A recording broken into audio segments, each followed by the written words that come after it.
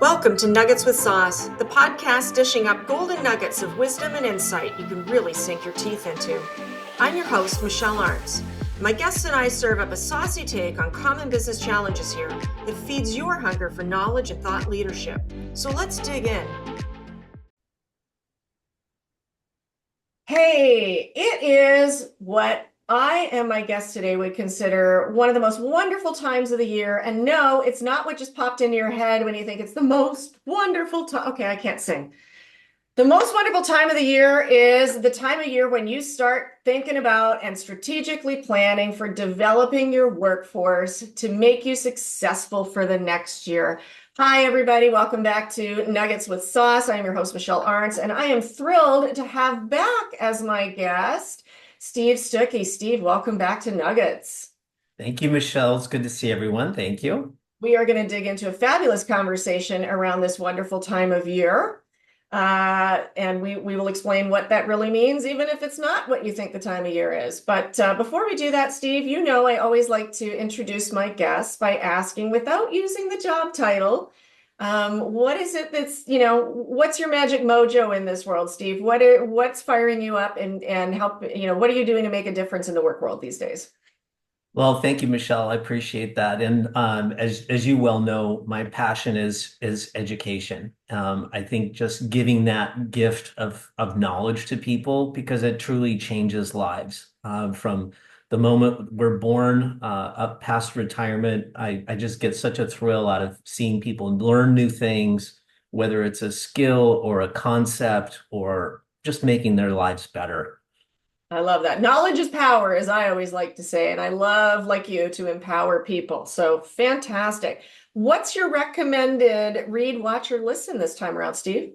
Yeah, that's a great question. I think the one that was the most profound to me is a book called Right Thing, Right Now, Great. Thank by Ryan Holiday. And I think it's particularly important right now. And it really talks about the basics of integrity and doing the right thing and doing the right thing consistently and doing the right thing when nobody's watching. Ah, And yeah, it just really struck home with me with everything that's going on in the world right now. love that. Yes, it is. It is a wild world out there, and our purpose here is to, tone it down a little bit and give some concrete golden nuggets of wisdom and insight that help our audience, our business leaders out there, shake down the chaos a little bit, right? And get to Yeah, some practical, tactical solutions to, you can't control a lot of things, but let me tell you something, you can control quite a bit in your business.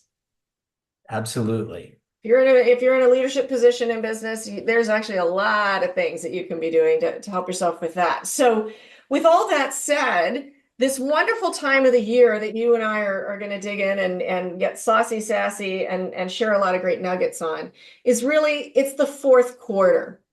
Okay, now this might date this episode a little bit, but hey, hang in there with us. I know that not everybody has the fourth quarter in October, November, and December. Some people have a fiscal year that starts. I worked at companies where the fiscal started in June or whatever. The point is, when you're in the fourth quarter, and I'm going to mash up some wacky sport thing, when you're in the fourth quarter, you better be thinking about how are you going to finish the game, and then you got to be, thinking about how are you going to win the next game. I'm guessing, I don't know. You know me, I'm not a sporty spice.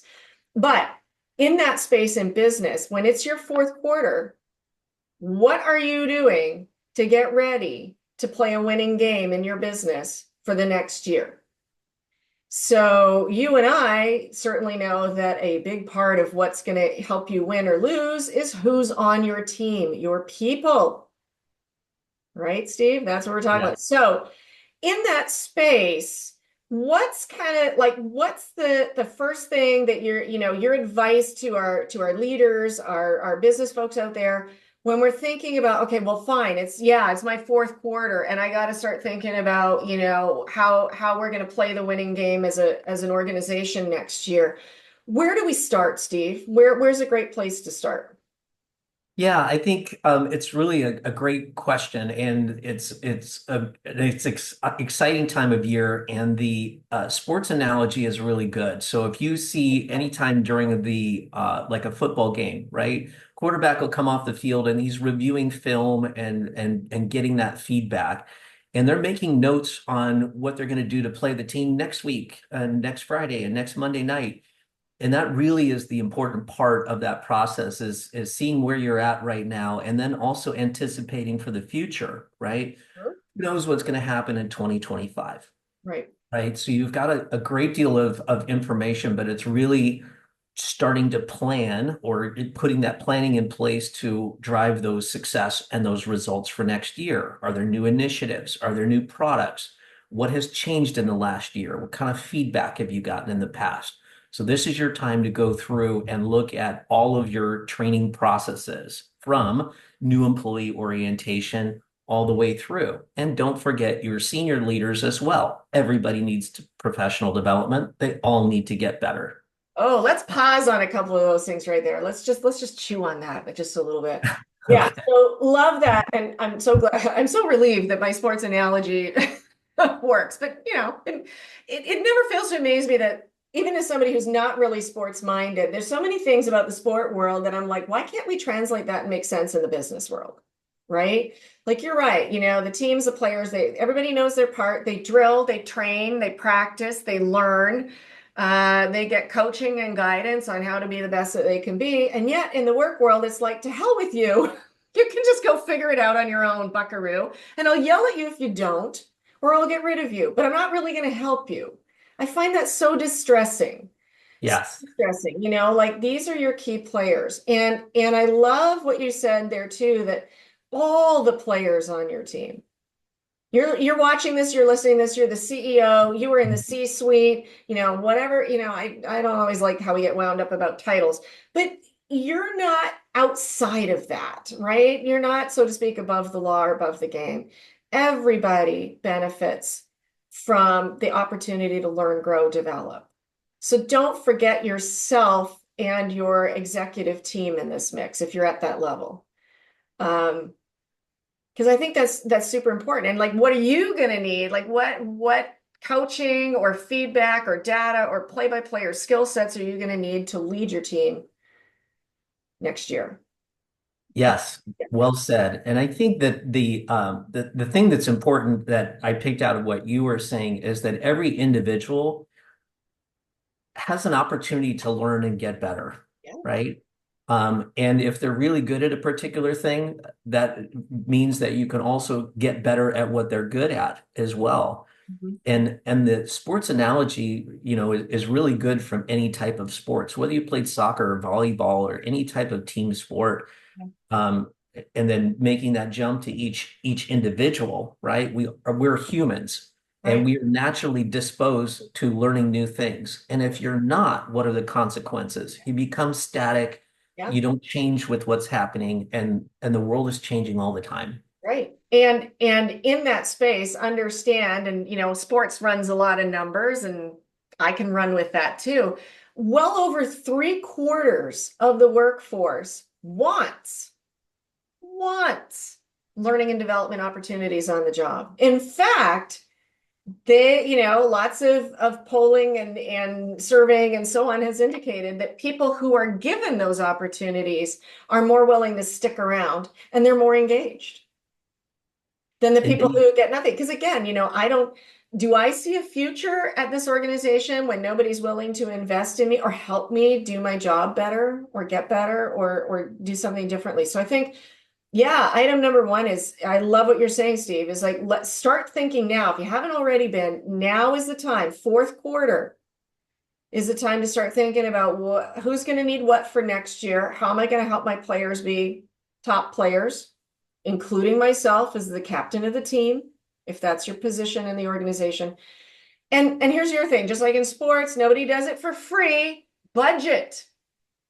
Yes. How many times have you and I in our space run across something? I could tell some crazy stories of like the last thing anybody thought about was the training piece or the learning piece.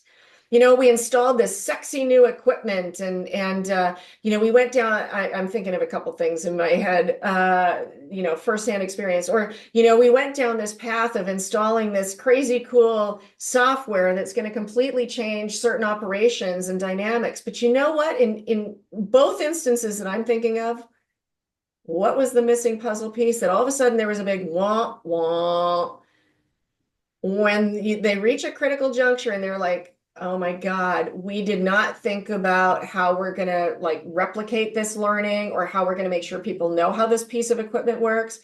And guess what? The ugliest part of that is we didn't budget for that. Yes. We didn't budget time and we didn't budget money. And you need Yes. both. You know, one of the things that you mentioned here that kind of stuck out at me, which is, this notion of budgeting and how important it is to have executive buy-in and recognizing that this notion of training and professional development is an investment. It's one of the levers that a executive team can pull and activate, right, to really supercharge their teams, give them the tools. And at the same time, I've also seen hesitation in some L&D managers, training managers, because oftentimes the reaction is, oh, I've got to do training. Well, of course, right? Oftentimes it is, I already know how to do this, right? Or it is, this is a departure from my normal routine, right? We're creatures of habit, Yeah. but understanding that you have to be able to grow, and sometimes that is an investment of time and energy. And what you can do as a learning development manager is, as you're putting your plans together for next year, really thinking about the engagement piece and understanding that everybody has different learning modalities that are important to them. So Yeah. this is a great time of year to be able to put all that thought Right. into. And that can also, depending on how people are going to learn and, what's the best way to learn and reaching different learners who have, different needs, that will impact budget and planning. Is this going to be online stuff? Is it going to be in person? Is it virtual? Is it, a hybrid? Because everything's so hybrid these days in a lot of spaces. But really thinking that through. And I love what you're saying in that space too. A cautionary moment in this is when when you're saying, oh, I don't want to do this. This is out of my routine. Here we go again. Learning and development is part of the job. Let me say Yes. it again. Learning and development is part of the job. And if I can run with another analogy, you know me, I love my analogies, but they work. If we were talking doctors or airline pilots, I love to pick on those two categories, but think about it. Well, my doctor, whatever. My doctor, graduated and finished med school in like, I don't know, 2004. I don't think for the last 20 years they should have had to learn anything new. They were done. And now they've just been doctoring for the last 20 years. Like, why would they need to keep up? Like, you would never accept that. You wouldn't want a doctor who was trapped 20 years ago with, all the change and all that we've learned about medicine. So why is Yes. it acceptable to your customer? This is really who this is impacting. How happy are you, when you're listening and watching this, how happy are your customers with the fact that your employees may not have had any development, any training, any skill upgrading at all?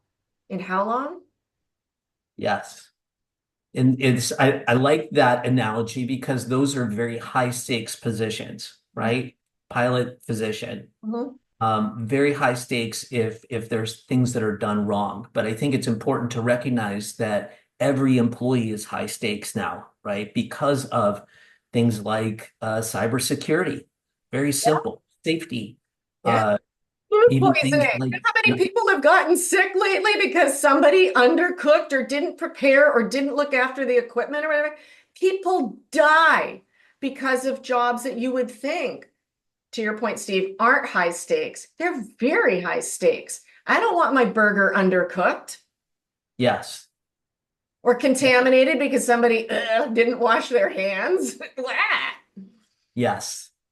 And that goes back to the training process too, in terms of thinking about your planning is when are you going to revisit some of these high stakes topics, Yeah, right? It's not enough just to say, here, take a course and now you're done, now you're certified, I'm done. It right. is part of your ongoing culture of training and Yeah, professional right. development. Exactly. So, now's the time. Again, it's that fourth quarter. Now's that time to not only, figure out what the direction is, communicate that direction and the emphasis. Hey, team, Here's where we're headed in the next year. Here's what we're going to need from everybody. We need to get whatever it is. We need to get more on top of AI and what that's doing. I mean, that's a big one. Or cybersecurity, or customer service, or whatever. Pick your whatever it is. But letting your folks in your organization know this is where we're headed.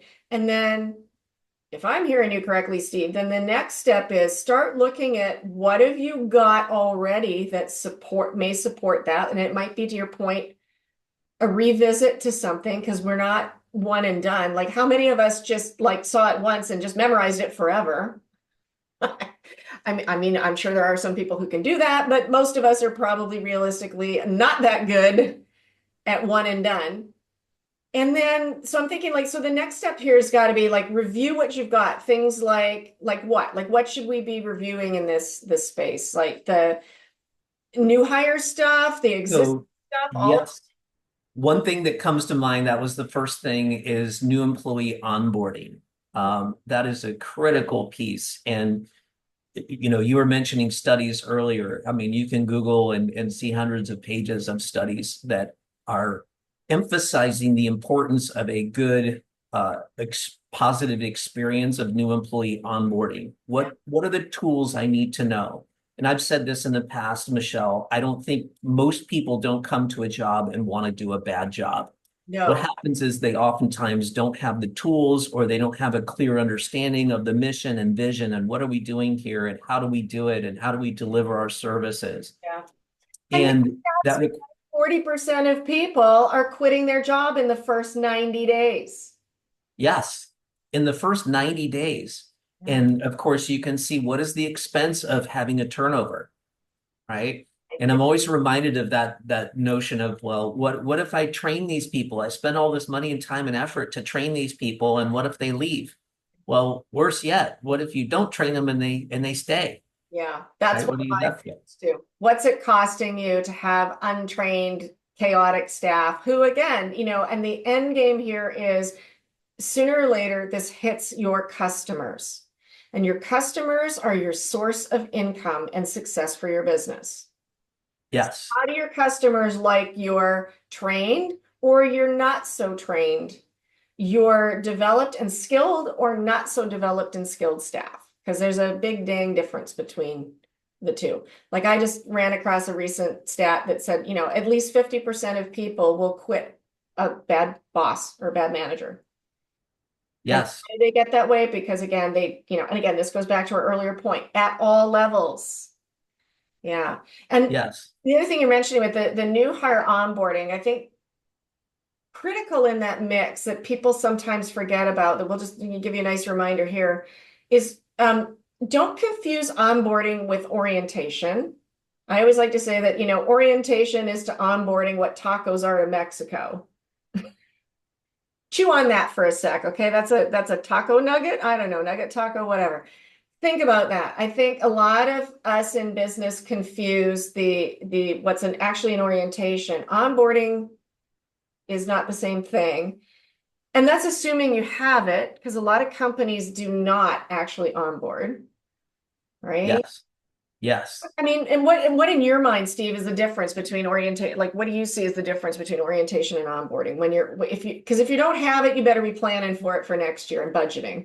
Yeah, I mean, kind of a simple thing that comes to mind is orientation is, where do we keep the coffee filters? And Yeah. and Where's the new bathroom? employee, yeah, new employee onboarding is really, how do we do the job? What are the expectations? What that those types of things. Yeah. And both are important. Yeah. I need to know where that coffee filter is. I don't want to drink unfiltered coffee. I need to know where the bathroom is, or however, I don't want to set off the alarm or any of that kind of stuff. That's true. But yeah, that's a really nice way of putting it, that, it's the simple, quick check the box stuff that tends to go into the orientation bucket. And it's the stuff that's going to build you to job success is the onboarding piece. And it's going to take longer. Yes. Right? Like, that's not going to happen within the first day or week. Yes.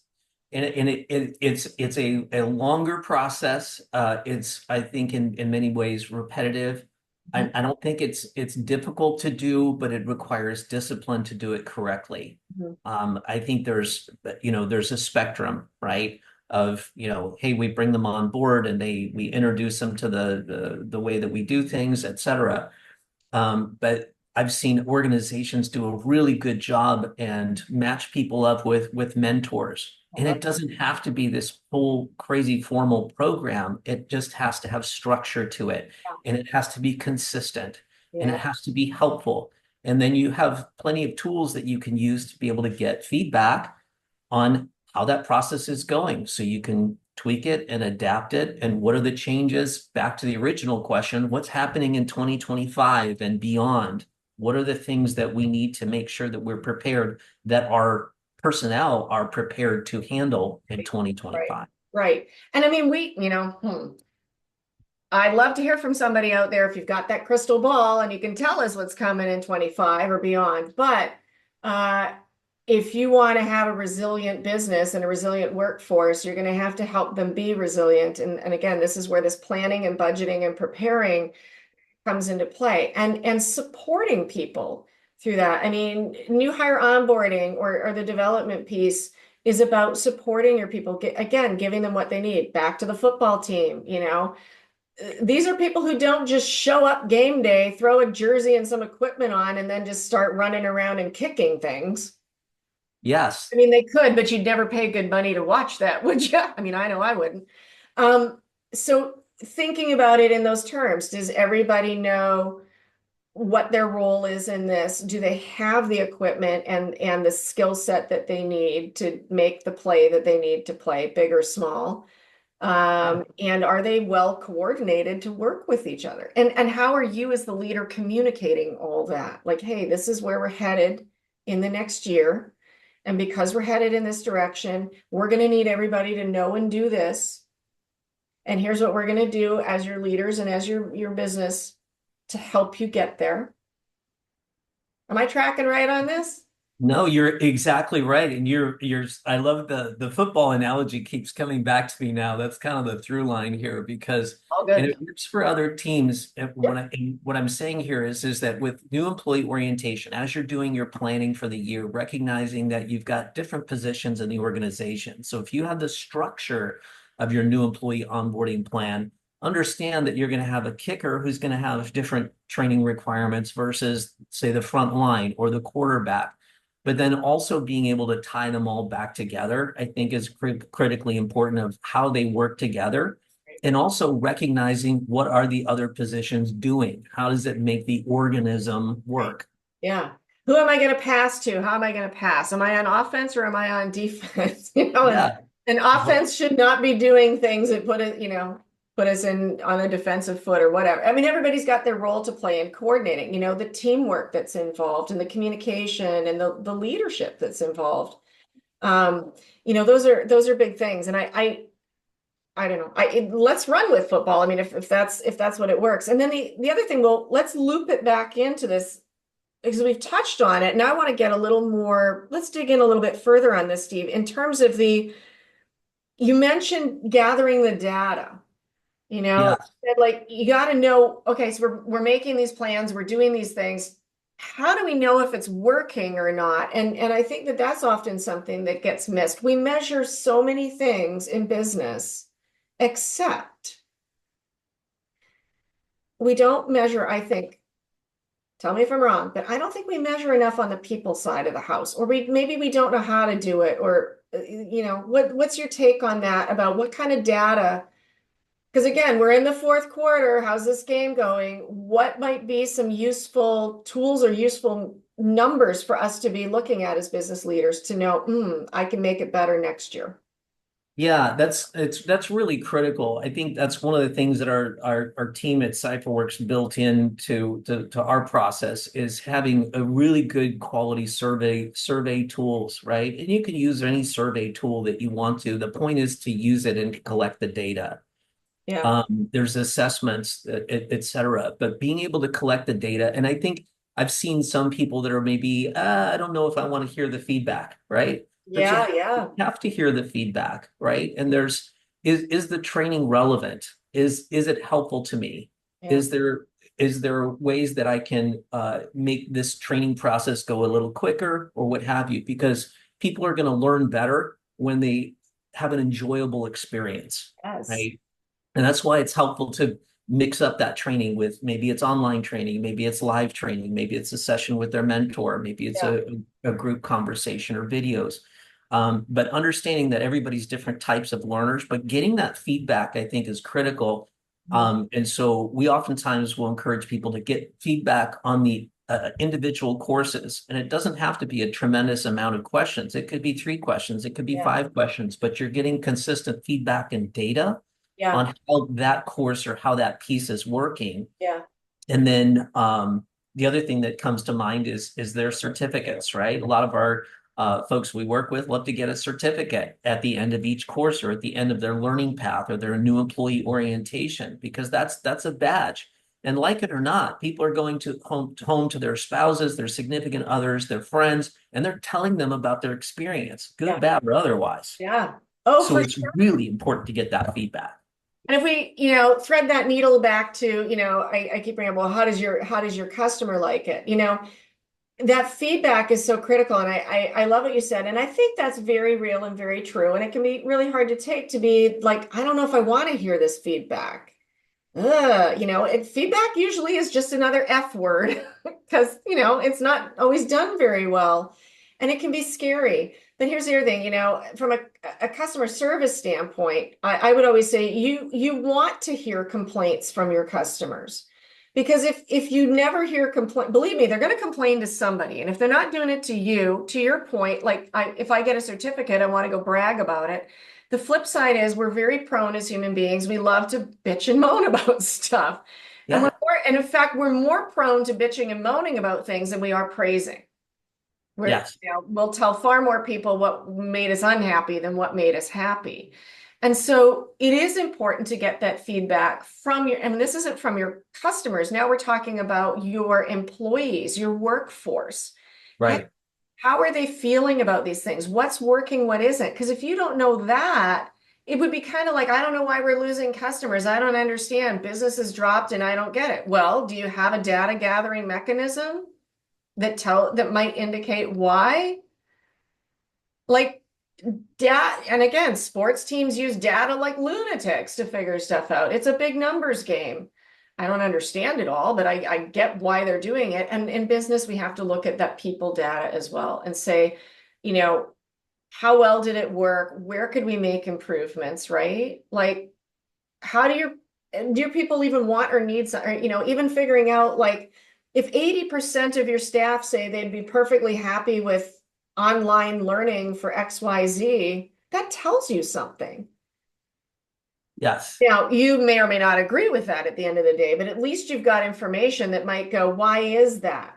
Is that because maybe they just want to click buttons in the background and they're not really engaged in it because they're too big? Like, where, but now you've got a number you can dig deeper into, get in, Yes. right?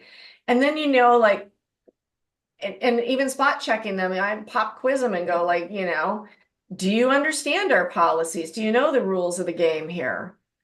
Because if you Yes. don't, and we checked a box somewhere on our training schedule, doesn't mean they know it, doesn't mean they learned it. And I think it's really important, Michelle, that you get comfortable with that feedback and understanding that, I always encourage people to look at your clients are the executives you're in your organization and all of the employees, right? And you want that feedback from clients. And sometimes it's shocking what you hear from your audience, Yeah. right? Because as you mentioned, like, hey, this is a great course. I love this, but it's not about me. It's about the employee. It's about that client. Are Yeah. they getting what they need to be able to perform? And as a leader in an organization, you might have a very different perspective. You might think, well, this training is crap or whatever, and it really isn't, or we don't think that it's important, but actually your employees think it's very important, right? You've got to listen to, who's on the front line for you, who's Yes. making your widgets, who's providing your service, who's standing on the wall and, keeping you cyber secure and safe. what do they want and need? What's working, what isn't? And I often say, like, yeah, I know, I get it. I'm human too. It's hard to look in the mirror sometimes and go, man, I really am part of the problem. But the good news is you also get to be part of the solution. And Yes. that is heroic. Yes. And I think that's the great thing, and it's the refreshing thing to kind of tie back to the beginning is this being the fourth quarter, whatever that time of year is for you. It's like a do-over, right? And it's the opportunity to, make your bed and get things back on the right track. Because as you mentioned, I don't know what are all the things that we're going to need to train on in 2025. I'm not sure what we're going to run into, right?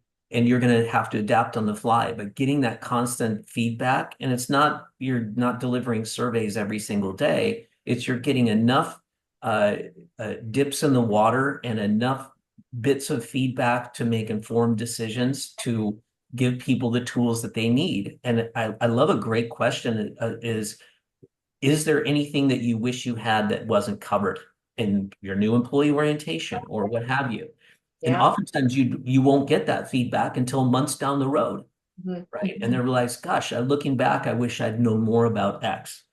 That would I love that. help inform you what you need to change. I love that. Let's say that again because I think that's so important. Can you please repeat that point? Because I think that's really, really smart and really critical. Yeah, so that favorite question I think is how I pose that, which is asking people, what is it that you wish you would have learned in the new employee orientation process? And it can be an immediate question, but it also can be valuable as a question 6 months from Yeah. now, right? What would have been more helpful for you? What would have been a faster ramp up period had you known in this new employee orientation I process, love for that. example? I love that. That's a golden nugget again, right there. Thank you for sharing that, Steve. Because I agree. I think the freshest eyes and ears on what makes sense and what doesn't make sense in your business are your newest employees.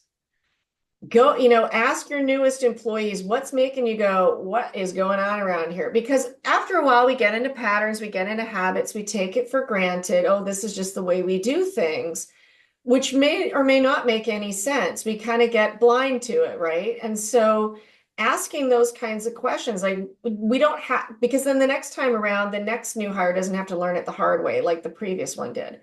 And that, of course, is only going to pay dividends in your organization to say we get better and better at doing this. So there's less and less stress, fewer mistakes, less downtime on things. It's a smoother, easier, quicker transition to bring somebody in and get them up to capacity, again, in service of your client, right? I Yeah, nail it every time on this conversation. If you're wondering, well, why would we do this? Because if your employees don't know what to do, or they don't know how to do it right or do it well, what does that do to your customer, right? yes, We screw up making the widgets on the line because we forgot to budget for the training on the new widget making machine. yes, How many times did the line go down? How many times did we have to repair? Like whatever. I can't, if Johnny isn't here, the machine doesn't work because he's right. the only person on the property who know whatever. There's a ton of scenarios there. Can't emphasize that enough. One thing you mentioned sparked another thought, which is this notion of surveys. And again, I think there's somewhat of a fear um, of people getting negative feedback. Mhm. And Mhm. the interesting thing that I found is people will leave an organization and later on, either through exit interviews, they'll find out, oh, well, why are you leaving? And they might say, well, it's because of this, and I wasn't prepared with this. And the response is, well, nobody ever asked me, right? And so there's a lot of knowledge out there in the field that people are more than willing to share. They just need to be asked. Yeah. And then the other great practice, I think, is when appropriate, take that survey data and share it back out with them and let people know how that's informing your future training plans. Yes, yes, yes, yes, absolutely. And that brings us full circle back to the communication piece, right? Hey, we asked, you spoke, we listened. Here's what, based on the intel and information we got, here's what we're going to do differently and better next year. Thank you for sure. I mean, we could do a whole other episode on like the trust issues that underpin a lot of these kinds of things as well. That'll be another conversation for another day. But I think yeah, I agree. I think a big piece of this is, and where the trust is often lost is in the if I give you honest, open feedback, what are you going to do with that? Will I get retaliated against? And or I don't trust when you ask me to do this survey because you're not going to do anything about it. Yes. So that coming back to that, let's communicate that here's why we're gathering data. Here, and you can't, as a leader, you can't promise that everything that's on somebody's wish list is going to be accomplished. But at least it gives you the foundational point to communicate, hey, 95% of you said this is a reasonable thing, and here's what we're going to do about it. Versus Yes. 5% of people said this. We heard you, but for these reasons, it's not going to happen or it's not going to happen. You know what I mean? Like now you as a leader are better informed, which means you're going to do a better job of informing your people. That's going to give you credibility. That's going to build some trust because you're going to take that F word. And yeah, maybe initially you're going to take it on the chin. It's ugly, it's awful. Nobody likes that, but we're not all perfect. And the only way to get better is to be open to, you know, getting that kind of information and then being able to do something with it. And if you're Yeah. uninformed, like if you had no idea who, we'll go back to our football to, kind of wrap it around again, but like it's not like they're going in and going, I have no idea who we're playing on Sunday. Yes. They know a lot about who they're playing on Sunday or Monday or Friday, whatever the day is, right? Right. And they get feedback all the time on how did that game go and what worked and what didn't and what are we going to do differently for next time. Right. And there's no one person that knows everything, No. right? And it lands very differently from, you're going to do this training in this time frame versus what do you need, right? That's very servant leadership type of notion, saying, what do you need? How can I prepare you with the tools, Yeah. to do the job that you need to do? Yeah, And absolutely. just being heard. And it doesn't have to be right. You can't cater to every single piece of feedback, but you can also do anonymous surveys, by the way, Of if course. you're looking to try to make sure that people are comfortable sharing that feedback. And as long as you're coming back and positive and saying, hey, this is some of the feedback that we got. We can't do this quite because of X, but here's what we're going to do to try to accommodate that. Yeah. There's so many things that you can do to really connect well. And think about the results, right? If you have a team of people that are having an excellent new employee onboarding experience, they have the tools that they need, right? That takes that statistic that you mentioned of people leaving 90 days in and leaving for organizations that provide them training and development. Well, now you've got that. You just got a leg up on your competition like nobody's business. And a Absolutely. statistic the other day that it was more than 200%, I believe, companies that have a purposeful professional development process are profoundly more profitable than the same business that doesn't. I think the number is 218%, but don't. 218, that sounds right. I don't know about you, but if I can do 218% better in my business, I'd take it. Right. Yes. So I love this. Listen, we could go on and on with this conversation. We've covered so much great ground here. Bottom line, folks, listen, fourth quarter, plan ahead, budget. How are you going to help yourself and help your employees drive your business success for the next fiscal year? In the space of making sure that they are skilled and knowledgeable in what they're doing, and so are you, so that you're driving that trust factor. It all starts here with the kinds of things that we just shared right here, right now in this episode of Nuggets with Sauce. Thank you, Steve, so much for coming back and sharing your wisdom and insights with everybody. Love it. And thanks everybody for tuning in. We'll catch you on the next one. You.